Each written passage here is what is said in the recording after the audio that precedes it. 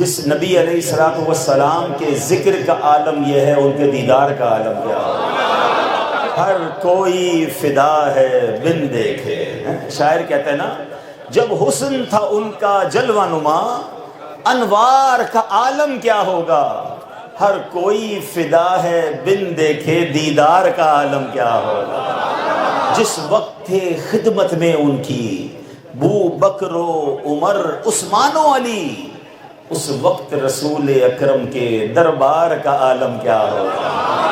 اللہ اللہ اللہ کریم ہمیں نبی پاک کے ذکر خیر کی اس محفل کی برکت سے دنیا اور آخرت کی برکت عطا فرمائے، نبی پاک کی سچی غلامی نصیب فرمائے، اور نبی پاک کے دیدار سے بھی مشرف فرمائے۔ الحمدللہ رب العالمین، والصلاة والسلام علی خاتم النبیین، اما بعد فاعوذ باللہ من الشیطان الرجیم، بسم اللہ الرحمن الرحیم۔ پڑھیے، الصلاة والسلام علیک یا رسول اللہ وعلی آلک واصحابک یا حبیب اللہ۔ الصلاة والسلام علیک یا نبی اللہ وعلی آلک واصحابک یا نور اللہ۔ میرے پیارے اسلامی بھائیوں اور مدنی چینل کے ناظرین، یورپ کے ملک اسپین میں ہم موجود ہیں، اور وہاں بارسلونا کے قریب ایک عظیم الشان اجتماع میلاد جاری ہے۔ بڑی تعداد میں عاشقان رسول نہ صرف بارسلونا بادلونا بلکہ اسپین کے مختلف علاقوں سے سفر کر کے آئے ہیں، اور کیا بات ہے میرے آقا علیہ الصلوۃ والسلام کے میلاد کی۔ کل ہم الحمدللہ جرمنی میں تھے، فرینکفرٹ کی سڑکوں پر، آفن باغ کی سڑکوں پر بڑی تعداد میں عاشقان رسول ہاتھوں میں پرچم لیے نبی پاک کے میلاد کا ذکر کرتے ہوئے، مرحبا یا مصطفیٰ کے نعرے لگاتے ہوئے اسپین کی سڑکوں پر، فرینکفرٹ اور جرمنی کی سڑکوں پر تھے۔ آج بڑی تعداد میں عاشقان رسول اسپین میں جمع ہیں، اور انشاءاللہ کل اٹلی میں بلونیا میں دعوت اسلامی کے تحت ایک عظیم الشان جلوس میلاد اور اجتماع میلاد ہے۔ جس طرف ساری دنیا میں دیکھیے میرے آقا کا چرچا بلند ہو رہا ہے۔ اعلیٰ حضرت لکھتے ہیں نا، عرش پہ تازہ چھیڑ چھاڑ، فرش پہ طرفہ دھوم دھام، عرش پہ تازہ چھیڑ چھاڑ، فرش پہ طرفہ دھوم دھام، کان جدھر لگائی یہ تیری ہی داستان ہے۔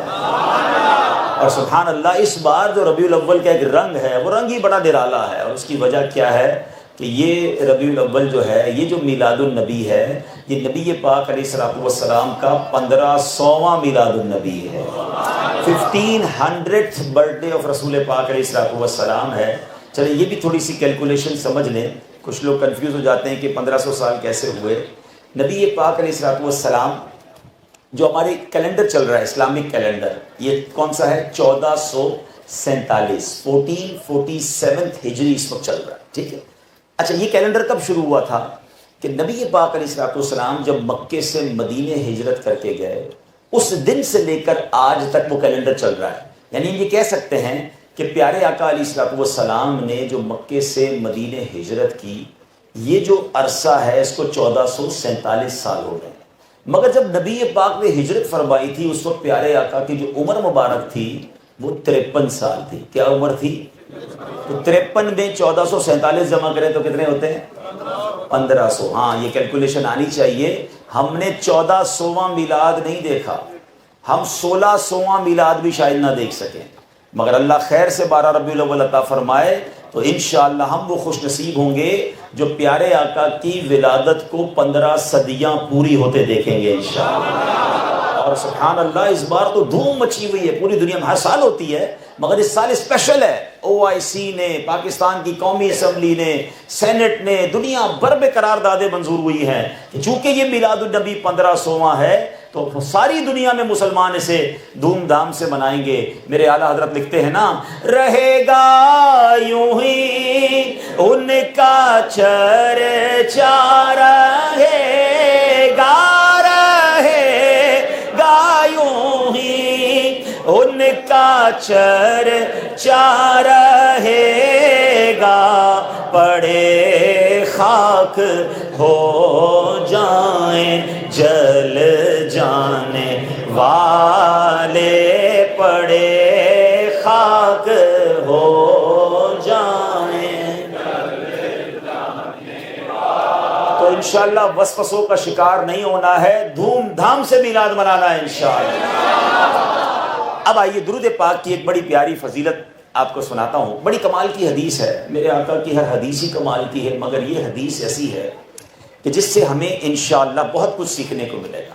پیارے آقا علیہ الصلوۃ والسلام فرماتے ہیں ان اللہ وکل بقبری ملکا اعطاہ اسماع الخلائق۔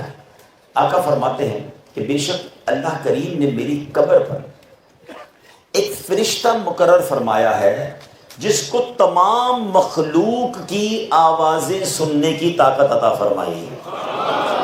اس کے پاس کیا اسپیشلٹی ہے، ایبلٹی ہے کہ وہ تمام مخلوق کی، صرف انسانوں کی نہیں، ساری مخلوق کی آوازوں کو سن سکتا ہے۔ پھر آگے فرمایا اس کا کام کیا ہے، فلا یصلی احد الی یوم القیامہ۔ آقا علیہ الصلوۃ والسلام فرماتے ہیں قیامت تک میرا کوئی امتی جب مجھ پر درود پڑھتا ہے، وہ فرشتہ کیا کرتا ہے، الا ابلغنی باسمہ واسم ابی، وہ میری بارگاہ میں اس کا درود بھی پہنچاتا ہے، اس کا اور اس کے والد کا نام یوں لیتا ہے، ھذا فلان نبل فلان قد صلی علیک، حضور آپ کے فلاں غلام نے جس کے والد کا نام یہ ہے اس نے آپ پر درود بھیجا ہے۔ ہاں، اس درود میں، اس حدیث میں ایک عشق کی بات بھی سیکھنی ہے، ایک عقیدے کی بات بھی سیکھنی ہے۔ ہاں، پہلے تو عشق والی بات عرض کر دیتا ہوں۔ عاشقان مصطفیٰ بیٹھے ہیں، مجھے بتائیں دنیا میں جس سے آپ کو بڑا پیار ہو، جس کے لیے آپ کے دل میں بڑی رسپیکٹ ہو، اور آپ کو کوئی آ کر بتائے کہ آپ کا ذکر وہاں ہو رہا تھا، آپ کی بات ان کے پاس ہو رہی تھی، کتنی خوشی ہوتی ہے۔ اور آسان کر دیتا ہوں، آپ کو آ کر کوئی بتائے کہ آپ کا ذکر آپ کے پیر صاحب کے پاس ہو رہا تھا، آپ کا وہاں بات ہو رہی تھی آپ کے بارے میں، آپ کیا کہیں گے، واقعی میری بات ہو رہی تھی؟ اچھا بتاؤ نا کیا بات ہو رہی تھی، ذرا دوبارہ بتاؤ، ایک بار سن کے پھر بھی جی نہیں بھرتا، ذرا دوبارہ بتائیں نا کیا بات ہوئی، کیا پیر صاحب نے کیا فرمایا، اچھا کیا بات ہوئی ہے، جس کے بارے میں بھی، یہ صرف پیر صاحب کی بات نہیں کر رہا ہوں، کسی بھی شخصیت سے آپ کو جو پیار ہو، ادب ہو، رسپیکٹ کا رشتہ ہو، آپ کا ذکر وہاں ہوگا، آپ کو خوشی ہوگی، آپ کو اچھا لگے گا۔ ایسا ہی ہے نا، سچ بتاؤ اس امتی کے لیے اس سے بڑھ کر کیا خوشی ہوگی کہ میں ادھر درود پڑھوں، ادھر فرشتہ میرا نام میرے آقا کی بارگاہ میں پڑھا، اچھا صرف میرا نہیں، میرے والد کا نام بھی پہنچ جائے، حضور فلاں بن فلاں بارسلونا میں رہنے والا، اسپین میں رہنے والا آپ کا غلام ہے، حضور اس نے آپ پر درود بھیجا ہے۔ اور کمال دیکھو، ایک بار نہیں، میں 100 بار درود پڑھوں، فرشتہ 100 بار میرا نام دربار رسالت میں پیش کرے گا۔ مبارک ہو انہیں جو سینکڑوں بار، ہزاروں بار درود پڑھتے ہیں، ارے آپ کے وارے نیارے ہیں کہ آپ کا نام بار بار دربار رسالت میں پیش کیا جاتا ہے۔ اور ایک بات اور یاد رکھیے گا، دنیا کا بھی دستور ہے، کوئی فقیر، کوئی مسکین کسی سخی کے دروازے پر بار بار جائے نا، آپ کے پاس بھی کوئی بندہ بار بار آئے کہ میری مدد کر دو، میرا مسئلہ حل کر دو، بندہ کہتا ہے یار یہ بار بار آ رہا ہے، اب تو اس کا مسئلہ حل کرنا پڑے گا۔ اللہ اکبر، جب فرشتہ روزانہ میرا نام میرے آقا کی بارگاہ میں لے گا، کبھی تو میرے آقا فرمائیں گے نا، چلو میرا امتی روز ہمیں یاد کرتا ہے، آج اس کی بگڑی بنا دیتے ہیں، آج اس کا کام کر دیتے ہیں۔ اور یاد رکھیے گا، بہت سارے لوگ ملتے ہیں، میں یورپ کے سفر پر ہوں، بلکہ دنیا میں جہاں بھی جائیں مشکلات ہیں، پریشانیاں ہیں، ڈیفیکلٹیز ہیں۔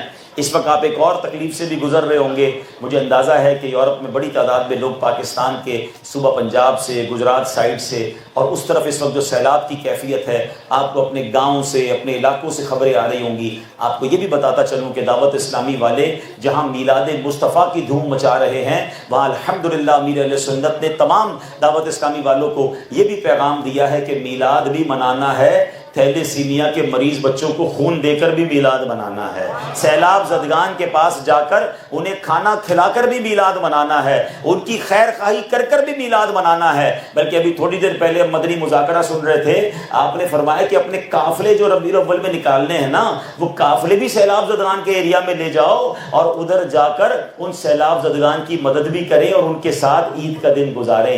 تو یہ ہے آپ کی دعوت اسلامی۔ لوگ کہتے ہیں نا جناب یہ لائٹنگ کیوں کرتے ہو، پرچم کیوں لگاتے ہو؟ کسی غریب کی مدد کر دو۔ ارے یہی عاشقان رسول ہیں جو اربوں روپے کی امداد کے ذریعے غریبوں کی مدد بھی کرتے ہیں، اپنا خون دے کر مریضوں کی مدد بھی کرتے ہیں، اور آقا کا میلاد بھی مناتے ہیں۔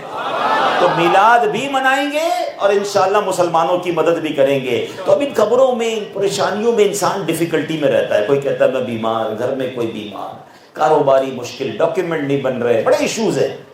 تو بعض اوقات کچھ لوگ ملتے کہتے ہیں حضرت کوئی کام سیدھا نہیں ہو رہا، بڑی قسمت میں تکلیفیں ہیں، ایسا لگتا ہے الجھ سی گئی ہے زندگی۔ تو سیدی اعلیٰ حضرت پتہ ہے کیا بتاتے ہیں؟ کہتے ہیں اگر زندگی ساری الجھ گئی ہے نا تو ایک طریقہ ہے، سب سلجھ جائے گا۔ وہ کیسے؟ وہ کہتے ہیں قسمت میں لاکھ پیچ ہوں، 100 بل 1000 کج۔ کہتے ہیں بہت سارے کج ہیں نا، گتھیاں ہیں، قسمت میں لاکھ پیچ ہوں، 100 بل 1000 کج، آقا یہ ساری گتھی ایک تیری سیدھی نظر کی ہے۔ تو اے درود پڑھنے والوں، جب بار بار دربار رسالت میں نام جائے گا، ایک بار توجہ ہو گئی نا پیارے آقا کی، ساری قسمت کی گتھیاں سلجھ جانی ہے، ساری مشکلیں حل ہو جانی ہیں۔ تو درود پاک کی کثرت کرنی ہے انشاءاللہ۔ اور یہ مہینہ تو خاص درود پاک پڑھنے کا ہے نا۔ چلے بیان کے شروع میں ایک نیت بھی کر لیتے ہیں کہ پیارے آقا کو تحفہ بھی تو دینا ہے نا۔ جب بھی کسی پیارے کا برتھ ڈے ہوتا ہے تو تحفہ دیتے ہیں نا۔ یہ تو 1500واں برتھ ڈے ہے، کوئی اسپیشل گفٹ ہونے چاہیے نا۔ تو پہلا تحفہ یہ تیار کرتے ہیں، تھوڑے دن ہی رہ گئے ہیں، کہ انشاءاللہ 12 ربیع الاول تک ہم روزانہ 1200 بار درود پاک پڑھیں گے انشاءاللہ۔ تھوڑا اور گڑ ڈال لیں، 1500 بار پڑھ لیں، 1500واں میلاد ہے۔ الصلاۃ والسلام علیک یا رسول اللہ، بڑا مختصر درود پاک، صلی اللہ تعالی علی محمد صلی اللہ علیہ وسلم۔ میرا خیال ہے 1 گھنٹے میں 1500 درود پاک ہو جائیں گے۔ اگر پڑھنا چاہیں تو اللہ کرے کہ یہ تحفہ بھی ہم پیش کریں اور 1500 بار میرا نام آقا کی بارگاہ میں لیا جائے گا۔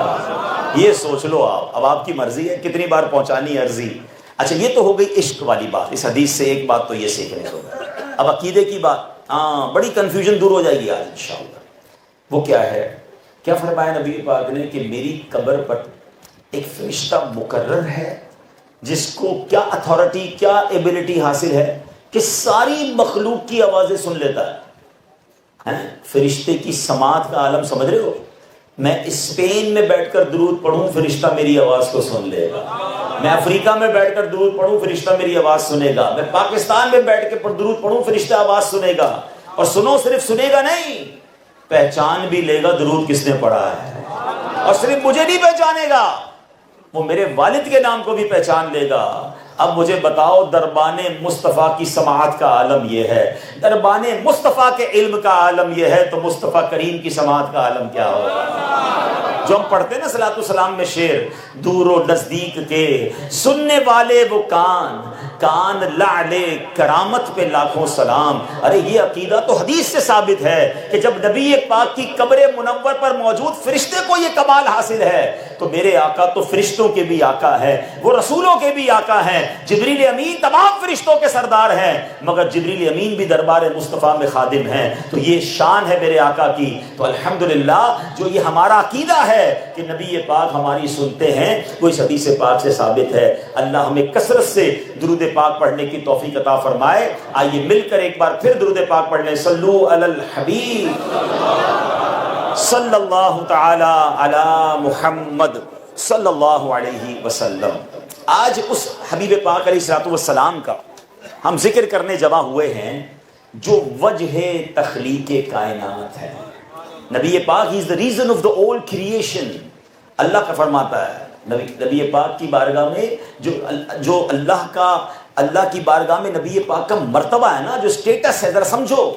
اللہ فرماتا ہے وما، اے محبوب اگر میں تمہیں نہ بناتا، لولا کلما خلقت الدنیا، اے محبوب اگر میں تجھے نہ بناتا تو یہ دنیا ہی نہ بناتا، یہ کائنات ہی نہ بناتا۔ یہ اعلیٰ حضرت امام اہل سنت ویسے نہیں لکھتے کہ زمین و زمان تمہارے لیے، مکین و مکان چنین و چنا تمہارے لیے، بنے دو جہاں دہن میں زباں تمہارے لیے، بدن میں ہے جان تمہارے لیے، ہم آئے یہاں تمہارے لیے، اٹھے بھی وہاں تمہارے لیے۔ تو نبی پاک ریزن ہے اس کائنات کے بننے کا۔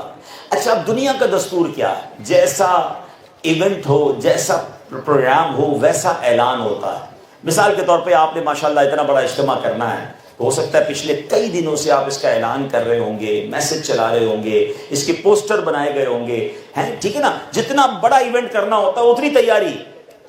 لیکن اگر یہی اجتماع اسپین والوں نے کسی اسٹیڈیم میں کرنا ہوتا اور 50,000 لوگ جمع کرنے ہوتے تو پھر 1 مہینہ پہلے سے اعلان شروع ہو جاتا نا، اور زیادہ تیاری ہوتی، اور زیادہ اعلانات ہوتے. جتنا بڑا ایونٹ ہوتا ہے ویسی بڑی اناؤنسمنٹ ہوتی ہے. اب نبی پاک علیہ الصلوۃ والسلام کی آمد کا وقت آ رہا تھا. میرے آقا نے اس دنیا کو ظلمت اور جہالت سے نکال کر نورانی کرنا تھا، ایسی قوم میں آنا تھا جس قوم کی تقدیر کو بدلنا تھا. تو اب اس نے آنا تھا جس کی وجہ سے کائنات بنائی گئی ہے. اعلان کیسا ہونا چاہیے، اناؤنسمنٹ کیسا ہونا چاہیے. تو نبی پاک کی ولادت سے پہلے کے کچھ واقعات میں نے آپ کو سنانے ہیں. آپ کو میں 1500 سال پہلے لے جانا چاہتا ہوں. اللہ اکبر. اب ایسی عظیم ہستی نے آنا ہے تو دیکھو قدرت کی طرف سے اعلان کیسے ہوئے. نبی پاک کی آمد سے 55 دن پہلے. کتنے دن پہلے؟ یہ ذرا یاد رکھیے گا، میں نے بیان میں آگے جا کے آپ سے پوچھنا ہے. 55 days before the birth of رسول اللہ علیہ الصلوۃ والسلام. ٹھیک ہے. ایک عجیب واقعہ ہوا. واقعہ کیا ہوا؟ یمن کا ایک بادشاہ تھا جس کا نام تھا ابرہہ. وہ مسلمانوں سے بڑا حسد کرتا تھا. اس کو بڑا تکلیف ہوتی تھی کہ یہ ساری دنیا سے لوگ کیوں جاتے ہیں کعبے پر، مکے جاتے ہیں اور اس کا حج کرتے ہیں، کعبے کا طواف کرتے ہیں، کعبے کی عزت کرتے ہیں. تو اب اس نے کیا کیا، اس نے سوچا میں جا کے کعبے کو ہی گرا دیتا ہوں اور کعبے کے پتھر یمن لے آؤں گا، اس سے اپنا ایک گرجا گھر بناؤں گا، سارے لوگ میرے پاس آ جائیں گے. ناپاک ارادے سے ابرہہ نے کیا کیا، ایک بڑا لشکر تیار کیا ہاتھیوں کا. اچھا اس زمانے میں ہاتھیوں سے لشکر نہیں بنائے جاتے تھے، گھوڑے ہوتے تھے، اونٹ ہوتی تھی، تلواریں ہوتی تھی. یہ ایک نیا اس نے پلان کیا کہ ہاتھی دیکھ کر ویسے ہی سب نے ڈر جانا ہے، گھوڑے اور اونٹ تو قریب نہیں آئیں گے. تو ایک ہاتھیوں کا لشکر بنا کر اس نے مکے پہ چڑھائی کی. اب مکہ پاک کے قریب پہنچ کر اس نے پڑاؤ ڈالا اور مکے والوں پر خوف ڈالنے کے لیے پہلا کام کیا کیا کہ مکے والوں کے تمام مویشی قبضہ کر لیے. اچھا آپ میں سے کچھ لوگ گاؤں وغیرہ سے ہیں، آپ کو پتا ہے اب بھی گاؤں والوں کے لیے بڑی قیمتی چیز ان کے مویشی ہوتے ہیں. ان کی جس طرح ہم کہتے ہیں نا میری اتنی گاڑیاں ہیں، اتنا سونا ہے، اتنے پلاٹ ہیں، وہ کہتے ہیں ہماری اتنی بھینسیں ہیں، اتنے اونٹ ہیں، اتنے بکریاں ہیں. ان کی جو ویلتھ ہوتی ہے وہ جانوروں سے کاؤنٹ ہوتی ہے. تو اس زمانے میں تو پہلے زیادہ یہی تھا.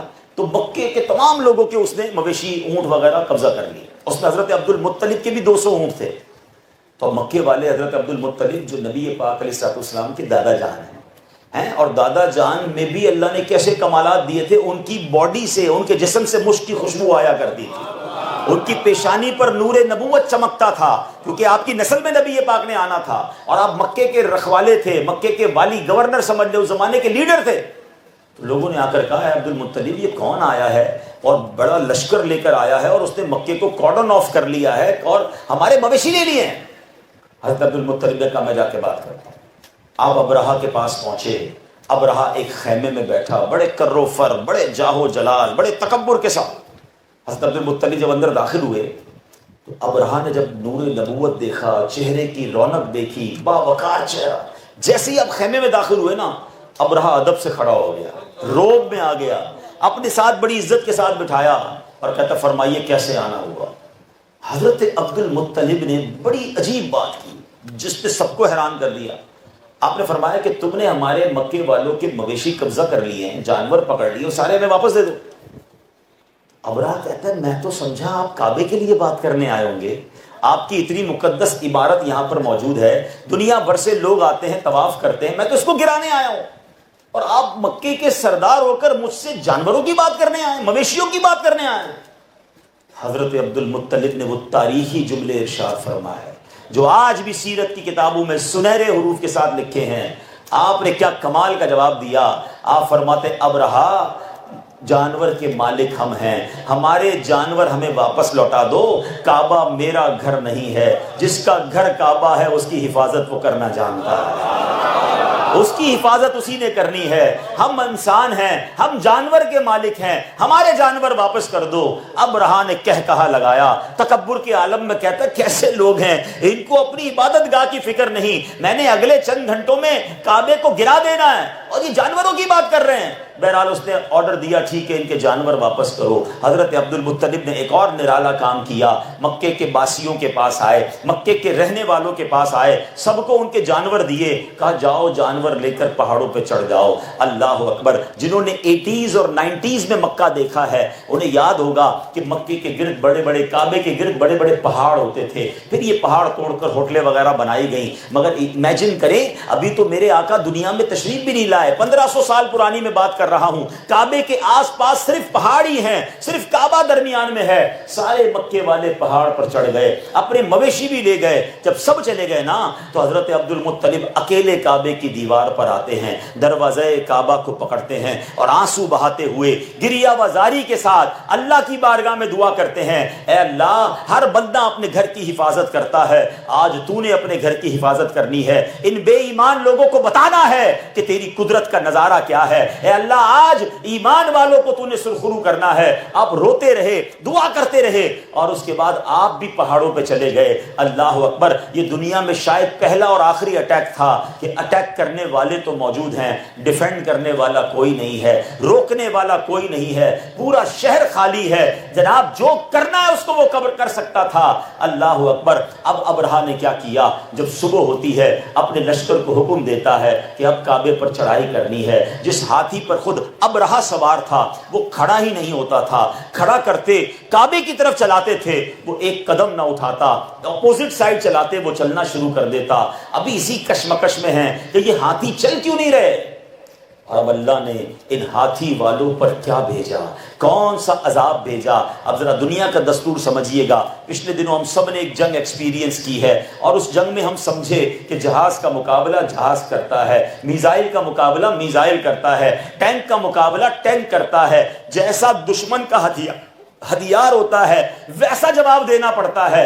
اللہ اکبر. سامنے ہاتھی تھے, اس کے مقابلے کے لیے کوئی بڑی چیز بھیجنی چاہیے تھی, کوئی بڑا مقابلہ کرنا چاہیے تھا.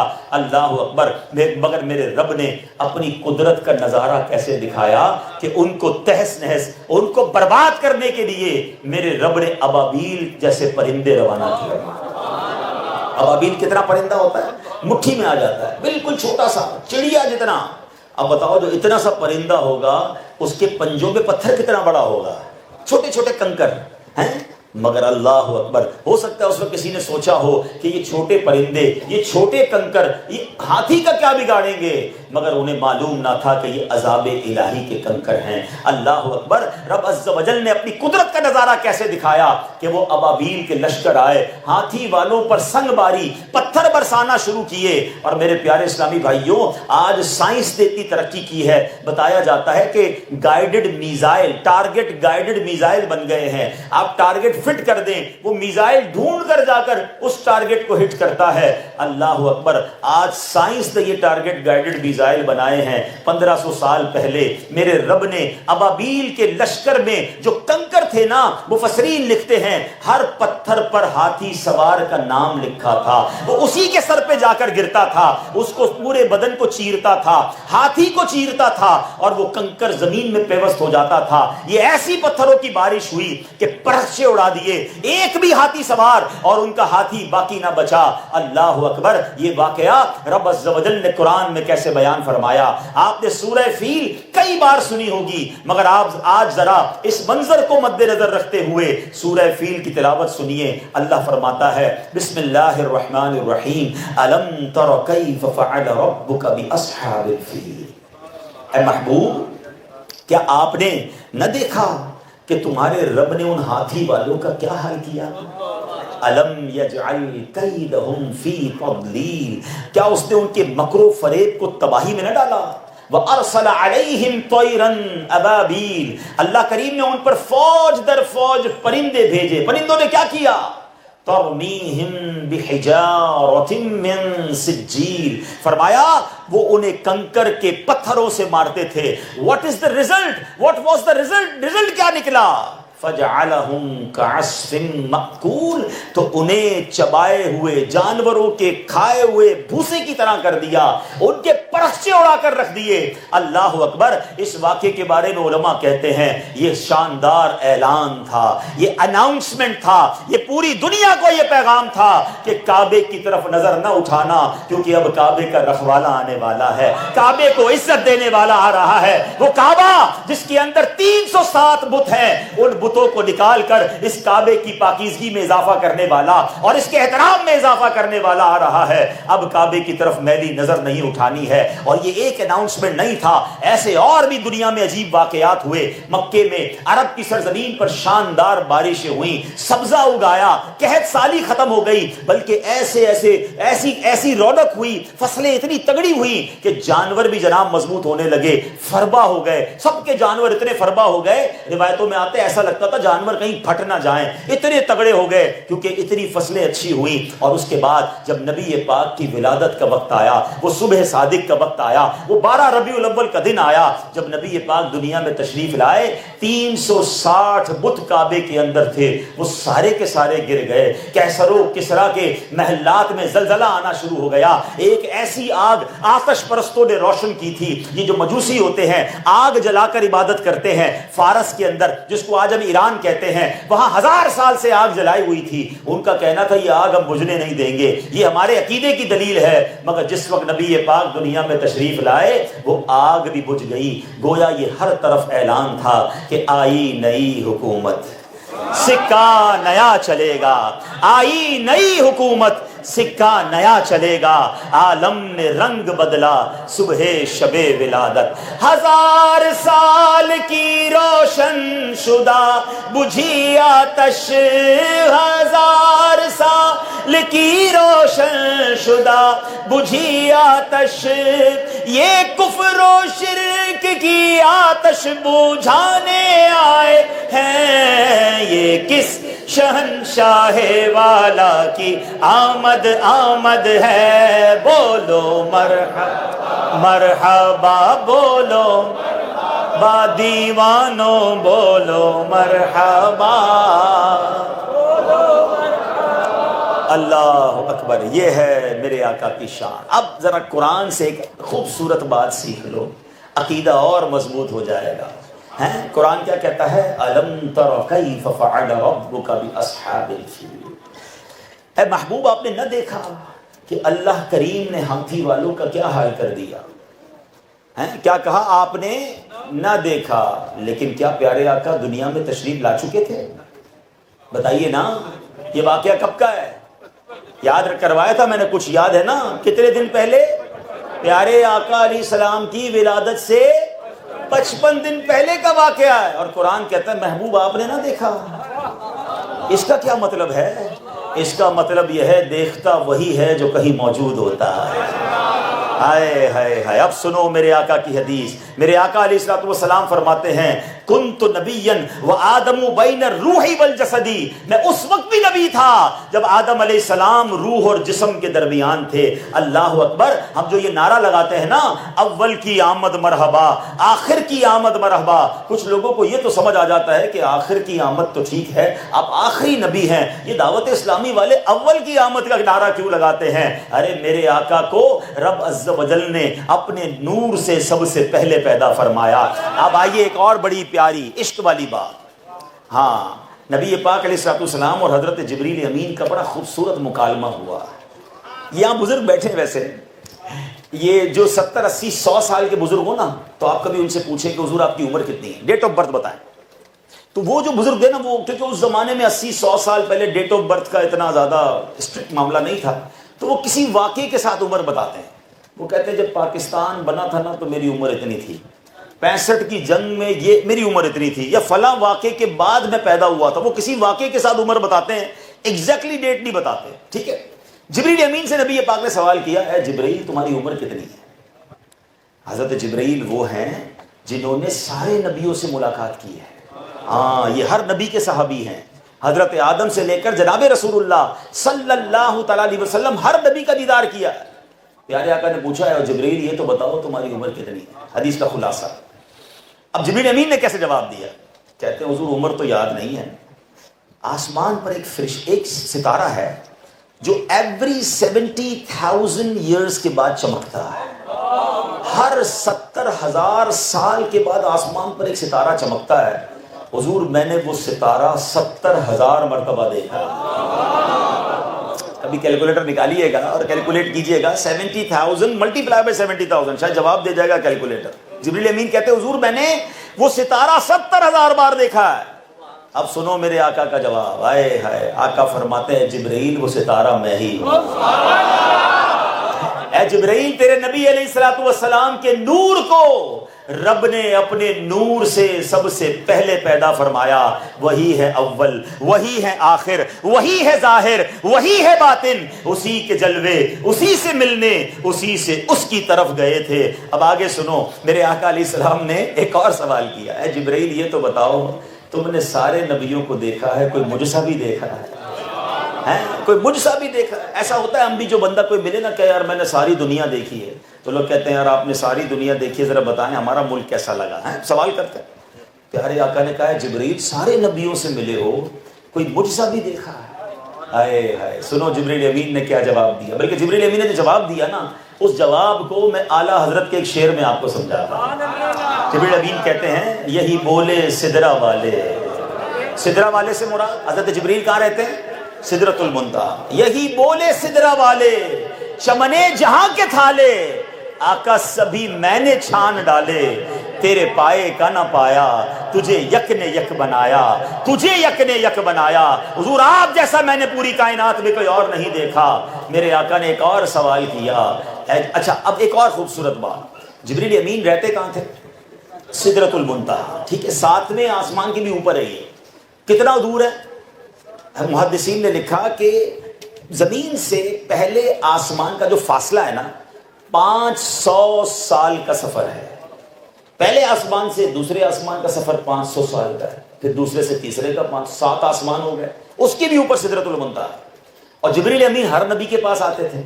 تو کچھ انبیاء ایسے تھے جن کے پاس جبرائیل امین ان کی زندگی میں 5 بار, کسی کے پاس 10 بار, کسی کے پاس 50 بار, کسی کے پاس 100 بار حاضر ہوئے.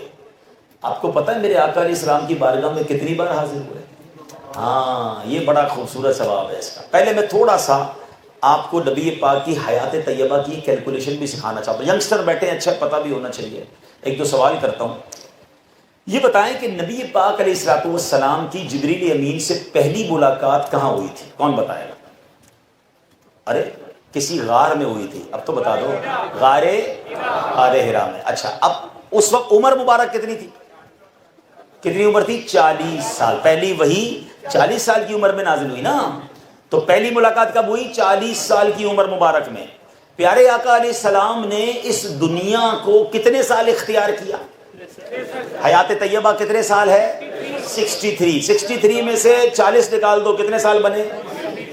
23 سال. اٹلی والوں, اسپین والوں حساب آتا ہے نا, کتنے سال ہو گئے؟ 23 سال. اب تھوڑا مشکل سوال ہے, 23 سال کے دن کتنے بنتے ہیں؟ ہاں چلو میں آسان کر دیتا ہوں. ایک سال اسلامی سال تقریباً 360 دن کا ہوتا ہے. تو 10 سال کے کتنے ہو گئے؟ 3600 دن. 20 سال کے کتنے ہو گئے؟ 7200 دن. ٹھیک ہے, ساتھ رہے میرے, سمجھ رہے ہیں ساتھ, تھوڑا بہت حساب بھی پکا ہونا چاہیے انسان. اب بقیہ 3 سال رہ گئے, اندازاً اس کے 1000 دن اور گن لیں تو یہ تقریباً 8300 دن بنتے ہیں. ٹھیک ہے, 8300 دن ہیں نبی پاک کی پہلی ملاقات سے دنیا سے پردہ فرمانے تک. آپ کو پتہ جبرائیل امین کتنی بار آئے؟ 24,000 مرتبہ. 24,000 ٹائم جبرائیل امین ملاقات کرنے آئے. اچھا کئی دن ایسے تھے کہ جبرائیل امین کئی دنوں تک نہیں آئے. تو اس کا مطلب یہ ہوا کہ کچھ ایسے دن بھی گزرے ہوں گے, کبھی 10 بار کبھی 12 بار بھی حاضر ہوئے ہوں گے. ایک دن میں کئی بار حاضری ہو رہی ہے. اچھا یہ کیوں آ رہے ہیں؟ بار کیوں آ رہے ہیں؟ اتنا دور سے کیوں آ رہے ہیں؟ جب عشق والا سوال ہو نا تو جواب خاندان اعلیٰ حضرت سے ملتا ہے. ہاں مولانا حسن ادا خان صاحب سے پوچھو کہ بتائیں تو صحیح یہ جبریل امین بار بار کیوں آتے تھے، ایک ایک دن میں اتنی بار کیوں آتے تھے؟ آئے ہائے، مولانا حسن ادا خان صاحب لکھتے ہیں بے لکائے یار ان کو چین آ جاتا اگر، لکا کہتے ملاقات کو، کہتے ایک بار آئے پیارے آقا کی بارگاہ میں، جلوہ جانا دیکھا، چہرہ مصطفیٰ دیکھا، پیاری باتیں سنی، کہتے اب سدرۃ المنتہا پہ چین ہی نہیں آتا تھا، اب قرار ہی نہیں آتا تھا، بے لکائے یار ان کو چین آ جاتا اگر، بار بار آتے نہ یوں جبریل سدرہ چھوڑ کر، ارے بار بار اس لیے آتے کہ آقا سے ملے بغیر چین ہی نہیں آتا تھا۔ اور سنیے ایک اور عقیدے کی بات، ارے سدرۃ المنتہا سینکڑوں سال کی راہ پر ہے، ایک ایک دن میں اگر 12 بار بھی 10 بار بھی جبریل امین آ سکتے ہیں تو رفتار جبریل کا عالم یہ ہے تو رفتار مصطفیٰ کا عالم کیا ہوگا؟ میرے آقا کی شان کا عالم کیا ہوگا؟ وہ کیوں نہ اپنے غلاموں کی مدد فرمائیں؟ تو یہ بات بھی سمجھنی ہے۔ تو بہرحال عشق کی باتیں بھی ہو رہی ہیں، میرے آقا کا ذکر بھی ہو رہا ہے، قرآن کا واقعہ بھی ہم سن رہے ہیں اور ایمان بھی تازہ ہو رہا ہے۔ اب ذرا آگے چلتے ہیں، میرے آقا کی ولادت ہوتی ہے۔ اب علماء نے ایک اور بڑی پیاری بات بیان کی، وہ یہ کہ نبی پاک کی جو ولادت ہے یہ صبح صادق کے وقت کیوں ہوئی؟ بھئی یا تو رات میں ولادت یا دن میں ولادت ہوتی، یہ ایسا وقت؟ تو سبحان اللہ، عشق والا جواب کیا ہے کہ نبی پاک تو رحمت للعالمین ہے نا۔ اگر رات میں ولادت ہوتی تو رات کہتی میں افضل ہوں، دن میں ولادت ہوتی دن کہتا ہمارا مرتبہ بڑا ہے۔ میرے آقا نے دونوں کو نوازنا تھا، رات جا رہی ہے دن آ رہا ہے اور مصطفیٰ کریم کی ولادت ہو رہی ہے۔ پھر ایک اور سوال ہوتا ہے جناب، یہ نبی پاک کی ولادت پیر والے دن کیوں ہوئی؟ افضل دن تو جمعے کا ہے، جمعے کو سید الایام کہا گیا، کئی نبیوں کی ولادت جمعے کے دن ہوئی، کئی نبیوں کی ولادت 10 محرم کو ہوئی ہے، اور نبی پاک کی ولادت پیر کو، اور وہ بھی ربیع الاول کے مہینے میں، جس کا نام ہی کوئی نہیں، جس کا کوئی مرتبہ ہی نہیں تھا، جس کو جانتا ہی کوئی نہیں تھا۔ بھائی رمضان محرم ہے، بڑے بڑے مہینے موجود تھے، اور پیارے آقا کی ولادت ایک نارمل مہینے میں نارمل دن کیوں ہوئی؟ دس از اے بگ کوسچن۔ آپ اللہ کے حبیب ہیں تو اللہ اپنے حبیب کی ولادت جمعے کے دن فرماتا، 10 محرم کو کسی مبارک دن ہوتی، وائی ربیع الاول، why the day of Monday? آئے ہائے، سنو کہتے نا علماء کی ضرورت کیوں ہے، کیسا پیارا جواب دیتے علماء کرام۔ فرماتے ہیں اس کی وجہ یہ ہے کہ اگر نبی پاک کی ولادت بھی 10 محرم کو ہوتی تو آج ہم کہتے ہیں نا اس نبی کی ولادت 10 محرم کو ہوئی ہے، فلاں فلاں واقعہ ہوا ہے، تو اسی لسٹ میں ہم یہ بھی نام لیتے کہ پیارے آقا کی ولادت بھی ہوئی ہے۔ جمعے کا دن ہوتا تو کوئی کہتا چلو آج جمعے کا مبارک دن ہے، جناب نماز بھی پڑھوں گا، عبادت بھی کروں گا، نبی پاک کی آج ولادت کا دن بھی ہے۔ نہیں نہیں، میرے رب کو گوارا نہیں کہ میرے حبیب علیہ السلام کا ذکر جو ہے وہ سیکنڈری ہو، وہ آپشنل ہو، کسی اور چیز کے ساتھ ہو۔ ارے جس دن کو کوئی جانتا نہ تھا، میرے محبوب پیر والے دن پیدا ہوئے، عاشقوں کے لیے پیر کا دن ہی عید کا دن بن گیا۔ آج بھی جائیں مدینہ منورہ میں، پیر کا دن ہوتا ہے، مسجد نبوی میں دسترخوان بچھتے ہیں، لوگ روزہ رکھتے ہیں۔ ارے خود نبی پاک علیہ الصلوۃ والسلام ہر پیر کو روزہ رکھتے۔ لوگ کہتے حضور آپ پیر کو کیوں روزہ رکھتے ہیں؟ فرمایا پیر کا دن میری ولادت کا دن ہے۔ ارے ان بدبختوں کو جا کر جواب دو جو کہتے میلاد کیوں مناتے ہو؟ میرے آقا ہر پیر کو روزہ رکھ کر اپنا میلاد منایا کرتے تھے۔ اچھا اور آگے چلو، ربیع الاول کیوں؟ ربیع الاول کو کوئی نہیں جانتا تھا، مگر نبی پاک کی ولادت اس مہینے میں ہوئی۔ اب عاشقوں کے لیے یہ ربیع النور بن چکا ہے، سارا سال اس کے چاند کا انتظار رہتا ہے، پوری دنیا میں چراغاں ہوتا ہے۔ ارے رمضان میں ولادت ہوتی تو رمضان میں ویسے ہی مسجدیں سجائی جاتی ہیں، لوگ کہتے ہیں رمضان کی تعظیم میں بھی مسجد سجائی ہے، ولادت مصطفیٰ کی تعظیم میں بھی سجائی ہے۔ نہیں نہیں جناب، ربیع الاول کی اسپیشل تقریبات ہوں، اسپیشل ذکر مصطفیٰ ہو، صرف میرے حبیب کی باتیں ہوں، یہ میرے رب کی شان ہے۔ اور اب بریلی کے تاجدار سے پوچھو پیر کے دن کی شان کیا ہے؟ میرے رضا کہتے ہیں جمعہ مکہ تھا عید اہل عبادت کے لیے۔ جمعہ مکہ، مکے کا دن ہو، جمعہ ہو اور بندہ مکے میں ہو تو اس کے تو وارے نیارے ہو جاتے ہیں نا، کیونکہ جمعے مکے کی ایک نیکی 1,00,000 نیکی کے برابر، اور جمعے کی ایک نیکی 70 نیکیوں کے برابر، 70 لاکھ نیکیاں ہو جائیں۔ جو بندہ جمعے کے دن مکے میں پہنچ جائے اور عبادت گزار ہے، اس کے لیے تو عید کا دن ہے، لاٹری نکل آئی اس کی۔ مگر میرے رضا سے پوچھو، کہتے ہیں جمعہ مکہ تھا عید اہل عبادت کے لیے، मुजरिमों आओ यहाँ ईद दोशंबा देखो। फारसी में दोशंबा कहते हैं पीर को। कहते हैं ठीक है, इबादत गुजार मक्के में जुम्मे का दिन पाकर बड़े खुश होते हैं, मगर हम गुलामों से पूछो जब मदीने में पीर का दिन मिल जाए तो हमारी ईद बन जाया करती है। तो क्या शान है, क्या खूबसूरत बात है। एक और उलमा बात करते, एक सवाल, अल्लाह के नज़दीक तो मक्का पाक बड़ा मुअज़्ज़म शहर है, तो नबी पाक का रोज़ा मदीने में क्यों है? हैं? काबा यहाँ पर है, सफ़ा मरवा यहाँ पर है, हज यहाँ पर है, तो जनाब यही नबी पाक का रोज़ा होता। ये मदीने में जिसको कोई जानता ना था, ये जनाब बहुत दूर एक बस्ती में नबी पाक ने मस्कन बनाया। अल्लाह अकबर। उलमा ने इसका भी इश्क भरा जवाब दिया कि अगर मक्के में मज़ार मुस्तफ़ा होता तो जनाब लोग कहते उम्रा करने जा रहा हूँ, हज भी करूँगा और साथ साथ रोज़े रसूल पर हाज़िरी भी दे दूँगा, ज़िम्नन ऑप्शनल ये काम होता। नहीं नहीं, मेरे हबीब का मस्कन वहाँ हो कि हाजी बेशक हज कर ले, उम्रा कर ले, तवाफ कर ले, और अब सफर करे तो मेरे हबीब की बारगाह के लिए सफर करे। अरे दुनिया में कोई ऐसा शहर है तो बताइए कि जिसको देखने के लिए करोड़ों आंखें अश्कबार हों, दुनिया की हर जबान में कसीदे लिखे जाते हों। आज भी आशिक रसूल के सामने लफ्ज मदीना कहो, उसका दिल तड़प जाता है, उसकी आंखों में आंसू आ जाते हैं। ऐसी मोहब्बत अल्लाह ने आशिकान रसूल के दिल में शहर मदीना की डाली है। यही बात तो आला हजरत कहते हैं कि हाजियों आओ शहंशाह का रोजा देखो। काबा तो देख चुके, अब काबे का काबा देखो। यानी स्पेशली लोग मदीने का सफर करें और मेरे हबीब के शहर की बात हो। अल्लाह अकबर। मौलाना हसन रजा खान साहब लिखते हैं ना, हसन हज कर लिया, हसन हज कर लिया, काबे से आंखों ने जिया पाई, चलो देखें वो बस्ती जिसका रास्ता दिल के अंदर है। तो क्या बात है मेरे आका की और उनके ज़िक्र खैर की। अब मैं आता हूँ, इसी बयान को एक और तरफ ले चलते हैं। नबी पाक की विलादत होती है, बचपन का वक्त है, और मक्के में एक दस्तूर था, अरब के लोगों में एक दस्तूर था कि वो अपने बच्चों को दूध पिलाने के लिए दाइयों के हवाले करते थे। उसकी दो तीन रीज़न होती थी कि गांव में ले जाती थी वो दाइयाँ, उनकी नशोनुमा अच्छी होती थी, आबो हवा अच्छी होती थी, और अरब के लोगों को अपनी ज़बान से बड़ा प्यार था। वो चाहते थे उनकी ज़बान प्रॉपर तरीके से लोग सीखें। आप देखिए जितने भी शहर होते हैं ना, मेगा सिटी जिसको हम कहते हैं, मल्टी लैंग्वेज सिटीज़ में ज़बान ख़राब हो जाती है। सारे लोग मिलकर रहते हैं तो किसी ना किसी की ज़बान का कोई वर्ड आ जाता है, हमारी एक्चुअल लैंग्वेज डिस्टर्ब हो जाती है। अरब के लोग चाहते थे कि बच्चों की लैंग्वेज मजबूत हो, तो उन्होंने क्या किया, वो क्या करते थे, अपने बच्चों को बचपन में किसी गांव में भेज देते जहाँ दूध पिलाने वाली दाइयाँ दूध भी पिलाती, उनकी नशोनुमा भी होती। अब नबी पाक की जब विलादत हुई ना, तो प्यारे आका के वालिद मोहतरम विलादत से पहले ही विसाल फरमा गए थे। बीबी हलीमा सादिया कहती, मैं मक्के गई उस साल, वो भी दाई थी, कहती मैं खुद भी कमज़ोर, मेरे जानवर भी कमज़ोर, गुर्बत का आलम, मेरी बॉडी भी बड़ी लागर। मैं जब गई तो मुझे किसी ने भी अपना बच्चा नहीं दिया, मगर मैंने देखा है कि नूर बरसाते चेहरे वाला बच्चा है जिसको किसी दाई ने नहीं लिया। मेरे पूछने पर बताया क्यों नहीं लिया, का इनके वालिद का इंतकाल हो गया है, इनको ले भी जाएंगे तो पैसे ज़्यादा मिलेंगे नहीं, इनाम नहीं मिलेगा।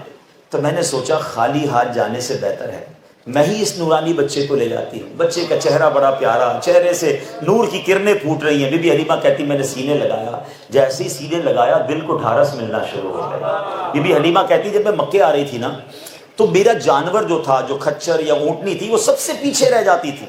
मुझे काफिले वाले डांटते थे, टॉन्ट करते थे, ए हलीमा तेरी वजह से काफिला डिले हो जाता है, तेरा खच्चर पीछे रह जाता है, तेरी ऊँटनी पीछे रह जाती है। बीबी हलीमा कहती नबी पाक को लेकर जब गांव की तरफ जाने लगे, मेरा खच्चर सबसे आगे है, मेरी ऊँटनी या खच्चर सबसे आगे है। गांव वाले कहते हैं हलीमा जानवर बदल लिया, ये इतना तगड़ा इतना तेज जानवर कैसे हो गया। बीबी हलीमा सादिया ने उन लोगों को पता है क्या जवाब दिया, वो कहती थी, ये कहती थी घर घर में जाकर हलीमा, मेरे घर में खैरुल वरा गए हैं, बड़े औज पर है मेरा अब मुकद्दर, मेरे घर हबीबे खुदा। गांव पहुंच गए। अब गांव पहुंचे, अब वहां ये हुआ कि गांव में क्या होता था कि रात को चिराग बुझा दिए जाते थे ना, अभी तो यहाँ लाइटें जलती हैं, चिराग बुझा दिए जाते थे। तो ماشاءاللہ ماشاءاللہ۔ تو اب کیا ہوا، گاؤں والے چراغ بجھا دیتے تھے، لیکن بی بی حلیمہ سعدیہ کے گھر سے ساری رات روشنی آتی تھی۔ گاؤں والوں نے کہا کہ اے حلیمہ، تمہارے پاس لگتا ہے بڑے پیسے آ گئے، ساری رات چراغ جلاتی ہو۔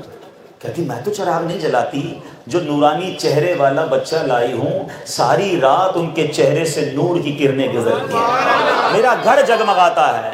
یہ ظلمت سے کہہ دو کہ ڈیرے اٹھا لے، کہ ہے ہر طرف اب اجالے اجالے اجالے اجالے، کہا جن کو حق نے سراجم منیرا، کہا جن کو حق نے سراجم منیرا، میرے گھر وہ نور خدا گئے۔ اب بی بی حلیمہ کے بھاگ جاگ گئے۔ ابھی آگے واقعہ ختم کرتا ہوں، پھر بیان بھی ختم کرتا ہوں، مگر ایک سوال ہے۔ بی بی حلیمہ سعدیہ کے علاوہ مکے میں بہت ساری دائیاں آئیں، بڑے بڑے سرداروں کے بچوں کو لے گئیں، کسی دائی کا نام یاد ہے؟ کسی کو جانتے ہو؟ ہمیں کسی کے بارے میں کچھ نہیں پتا۔ آج 1500 سال ہو گئے ہیں بی بی حلیمہ کا چرچا بلند ہے۔ کون سی سیرت کی کتاب ہے؟ ارے جس نے نبی پاک کی سیرت لکھنی ہے اس نے بی بی حلیمہ سعدیہ کا نام لکھنا ہے۔ اللہ اکبر۔ ایک گاؤں میں رہنے والی ایک غریب عورت، جو مفتیہ نہیں، جو عالمہ نہیں، جس نے کوئی دین کی بہت بڑی خدمت اور کارنامے سر انجام نہیں دیے، بس میرے آقا سے نسبت جڑی ہے، نبی پاک کی خدمت کیا کی ہے، ساری دنیا میں ان کے نام کے چرچے ہیں۔ تو یہ بات مجھے اور آپ کو سیکھنی ہے کہ ان کے جو غلام ہو گئے، وقت کے امام ہو گئے، ان کے جو غلام ہو گئے، وقت کے امام ہو گئے، نام لیوا ان کے جو ہوئے، ان کے اونچے نام ہو گئے۔ لوگ کہتے ہیں میں ٹک ٹاک پر مشہور ہو جاؤں، میں فیس بک پہ مشہور ہو جاؤں، جناب یوٹیوب پر کوئی ایسا اکاؤنٹ بناؤں اور کوئی ایسا ٹیڑھا کام کروں، فالوور مل جائیں۔ ارے چند دن کے فالوورز کے لیے، چند دن کے لائکس کے لیے اللہ رسول کو ناراض نہ کرنا، یہ چند دن کی شہرت کے بعد بربادی مقدر ہوتی ہے۔ مگر جو واقعی غلام مصطفیٰ ہوتا ہے، جو واقعی نبی پاک کی شان کو بیان کرتا ہے، اللہ ان کے ناموں کو بلند فرما دیتا ہے۔ آپ دیکھو نا، 1000 سال سے زیادہ عرصہ ہو گیا ہے،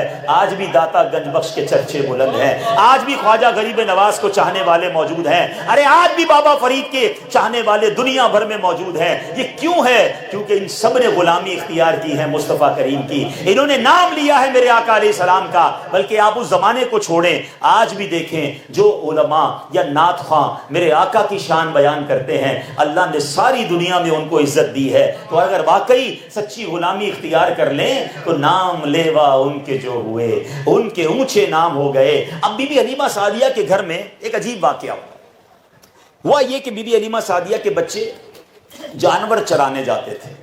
نبی پاک کی عمر مبارک کچھ مزید آگے بڑھی تو عرض کرتے ہیں، فرماتے ہیں کہ میں نے بھی جانور چرانے اپنے بھائی بہنوں کے ساتھ جانا، آپ بھی چلے گئے بکریوں کے ساتھ۔ اب ہوا یہ کہ ایک دن بی بی حلیمہ سعدیہ کے بچے دوڑتے ہوئے آئے، خوف زدہ، کہتے ہیں امی جان ہمارے بھائی محمد صلی اللہ علیہ وسلم کے ساتھ بڑا عجیب واقعہ ہوا ہے، 3-4 لوگ آئے اور انہوں نے لٹایا اور آپ کے سینے کو چیر دیا۔ بی بی حلیمہ بہت ڈر گئی کہ یہ تو امانت ہے، میں تو بی بی آمنہ سے لے کر آئی ہوں، کیا جواب دوں گی؟ دوڑتی بھی گئی۔ دیکھا تو نبی پاک علیہ السلام ایک جگہ بیٹھے ہیں، پیارے آقا سے پوچھا کیا ہوا؟ تو کہا کچھ لوگ آئے تھے، میرا سینہ چیرا گیا اور اس میں کچھ داخل کیا گیا اور اسے بند کر دیا گیا۔ میرے پیارے اسلامی بھائیوں، آج سائنس نے بڑی ترقی کی ہے، اوپن ہارٹ سرجری ہوتی ہے، کہتے ہیں جناب دل کو نکالا جاتا ہے اور اس کے اندر جناب جو کمی ہے اس کو پورا کیا جاتا ہے، مگر درد بھی ہوتا ہے، نشان بھی ہوتا ہے، خون بھی نکلتا ہے، مگر یہ کیسی اوپن ہارٹ سرجری تھی، سینہ اقدس پر کوئی نشان نہیں ہے، کوئی درد نہیں ہے۔ اب اس کی تفصیل کیا ہے؟ یہ ہوا تھا شق کے صدر، یہ فرشتوں نے سینہ کھولا تھا اور نبی پاک کے سینہ اقدس میں نور داخل کیا تھا۔ یہ وہ معجزہ ہے، یہ وہ کمال ہے میرے آقا علیہ السلام السلام کا جو 4 بار ہوا ہے. یاد رکھیے نبی پاک کا شک صدر 4 بار ہوا. ایک تو جب بی بی حلیمہ سعدیہ کے آپ یہاں تھے, 2-3 سال کی عمر ہے, 4 سال کی عمر ہے, اور ایک 10 سال کی عمر میں ہوا, اور ایک جب نبی پاک پر پہلی وحی نازل ہونی تھی, قرآن پاک نازل ہونا تھا, اور چوتھی بار جب میرے آقا کو رب کی بارگاہ میں معراج کی رات دیدار کرنے جانا تھا. اچھا, ان چاروں شک صدر کی وجہ بھی علماء نے بیان کی کہ بچپن میں شک صدر اس لیے ہوا کہ بچپن میں بچہ کھیل کود کی طرف جاتا ہے, میرے آقا ان چیزوں سے محفوظ رہے. بلوغت کی عمر کے قریب 10-12 سال کی عمر میں کیوں ہوا کہ اس عمر میں نفسانی خواہشات اٹیک کرتی ہیں, نبی پاک وہاں بھی محفوظ رہے. پھر تیسری بار اللہ اکبر, قرآن نازل ہونا ہے. قرآن خود کہتا ہے کہ اگر ہم اس قرآن کو کسی پہاڑ پر نازل کرتے تو وہ ریزہ ریزہ ہو جاتا. یعنی دنیا میں کوئی جگہ نہیں تھی جہاں قرآن نازل ہو سکتا, پہاڑ سے زیادہ مضبوط جگہ کون سی ہے؟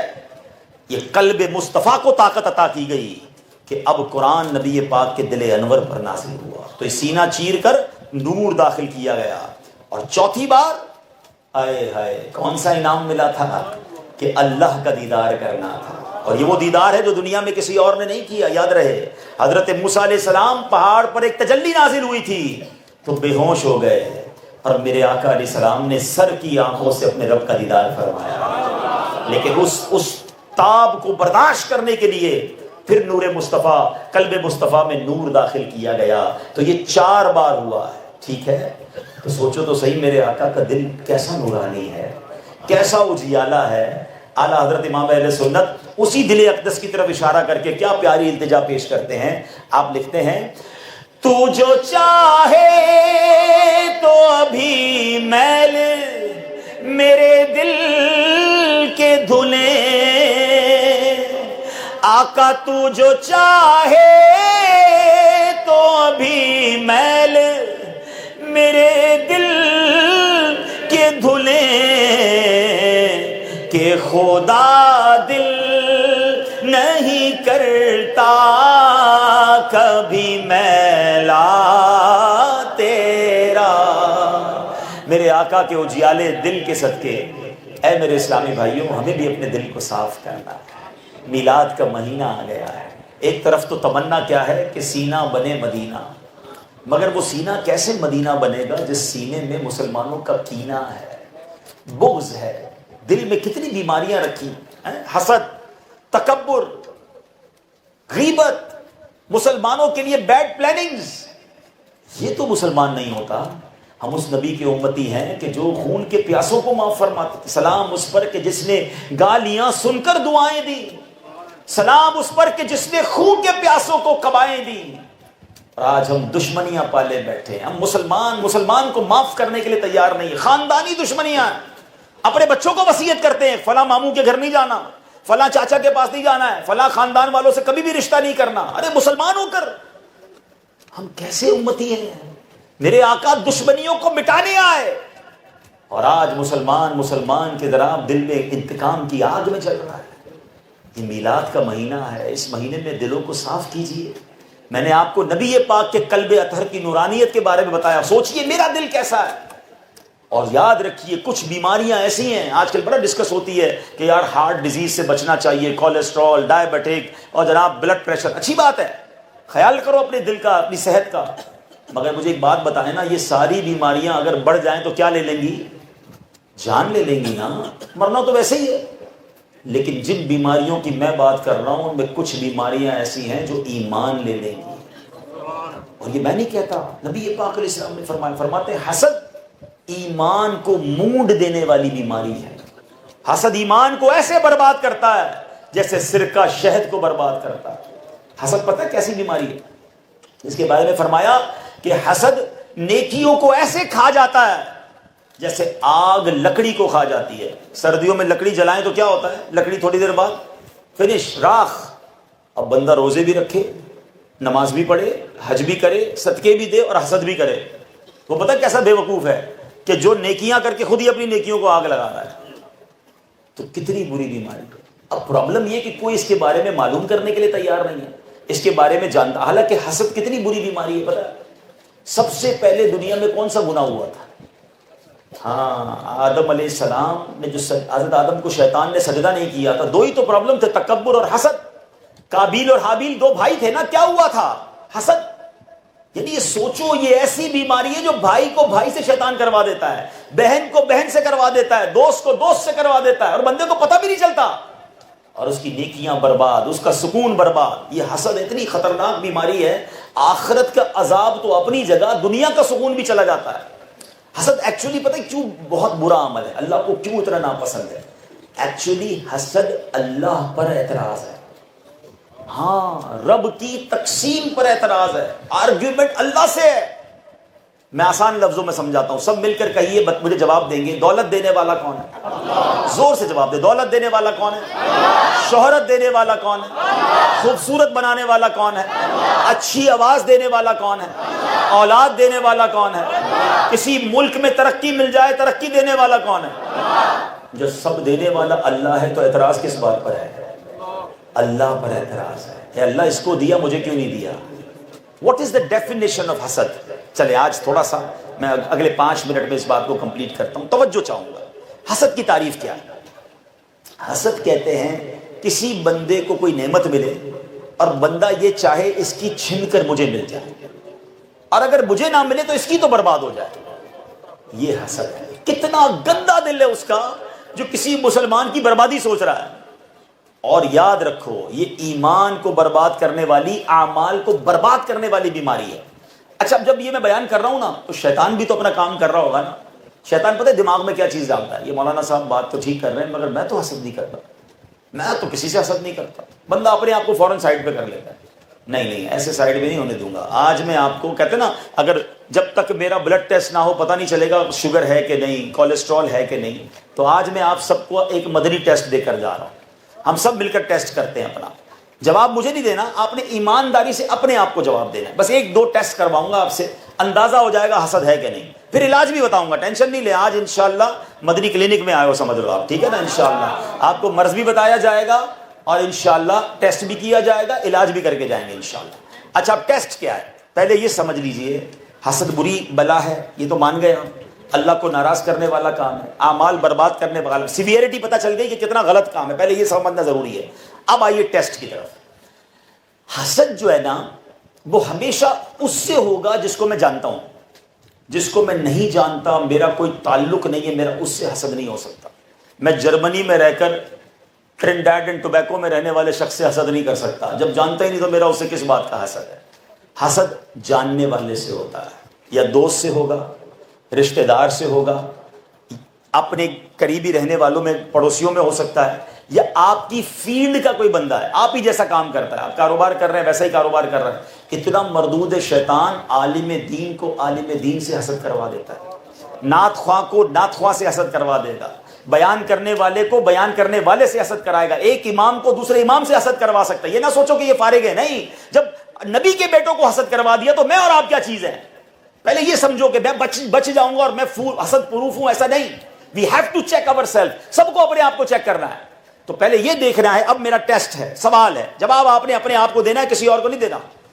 سوال نمبر 1، زندگی میں کوئی ایسا ہے، دوستوں میں، رشتہ داروں میں، پڑوسیوں میں، قریب کے کام کاج کرنے والوں میں، کوئی ایسا ہے آپ کے کہ جب بھی اس کو ترقی ملتی ہے آپ کو تکلیف ہوتی ہے؟